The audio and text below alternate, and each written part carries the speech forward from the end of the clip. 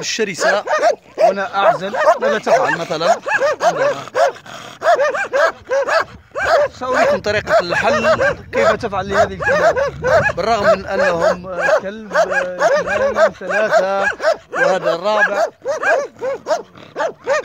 هم جميعا يقومون بإحاطتي وهذا شرس، لكن بكل ثبات لا تتوتر لأنهم يشمون ريحة الخوف فيك عادي جدا، ويمشي مجرد أن تقترب منه هو يبتعد، رغم أنه يدعي الشراسة ويدعي هكذا. إذا اقترب أكثر من منطقة اتخذ إجراءاتك بالركل عادي جدا. المهم لا تخاف، فإن الكلاب والذئاب والحيوانات المفترسة تشم رائحة الخوف فيه.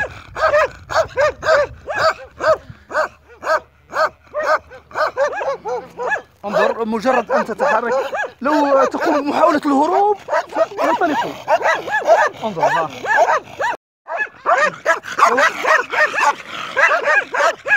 انظر لو تحاول أن تهرب منهم، لو تحاول الهروب مثلا، انظر كيف يتقدم لك الكلب ويقوم بلحاقك. لو تحاول الهروب انظر كيف يفترس.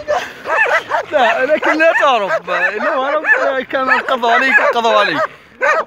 قالوا نحاول مجددا. لو تتقدم يفرون،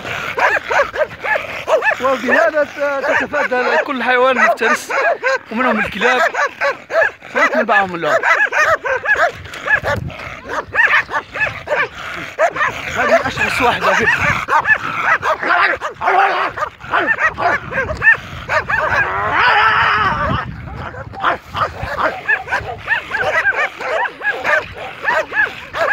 تتخذ وضعية الجلوس.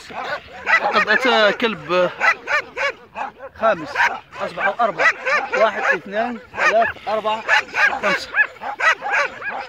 وأنا في منطقة معزولة تماما، كما أني لا أملك لا سلاح لا شيء. وأتى كلب سادس، إنه الكلب السادس. الآن أنا في مواجهة 6 كلاب.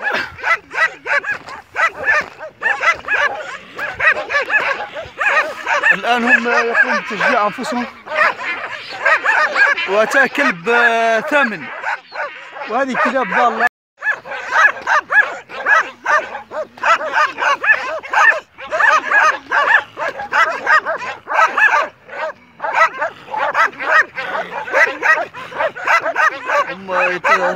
هم يحفزون بعضهم للهجوم بهذه الوضعية، يقومون تحفيز بعض البعض ويتخذون إجراءات أن يحيطوا بالفريسة أو الشخص.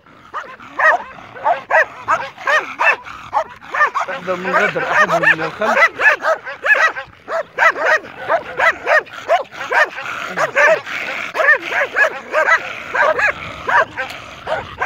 أنت بهذه الطريقة تخوفهم، لو تتخذ وضعية أنك أنت تهجم هم يخافون وأنت ترفع صوتك فيفرون فرارا، لكن لو تتخذ أنك غير مبالي كذلك هم يأخذون الحيطة ولا يقتربون. وهي المحاولة الأصلية أنهم يحاولون إبعادك عن المنطقة التي فيها الأغنام، هم يحرسونها، يتجرؤون كل ما تعطيهم ظهرك هم يتجرؤون. عندما تعطيهم بظهرك هم يتجرؤون. أتى كلب 10 وهو أشرس.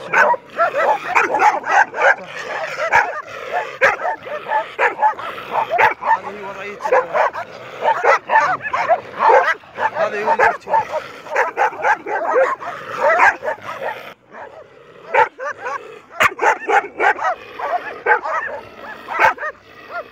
هذا أشرسهم وهم يحطون بي الآن. هذا أشرسهم، انظروا إلى الإحاطة.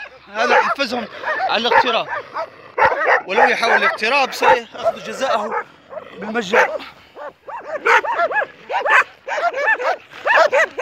أبدا لا تعطيهم ظهرك، خذ وضعية الخلف، لا تعطيهم ظهرك.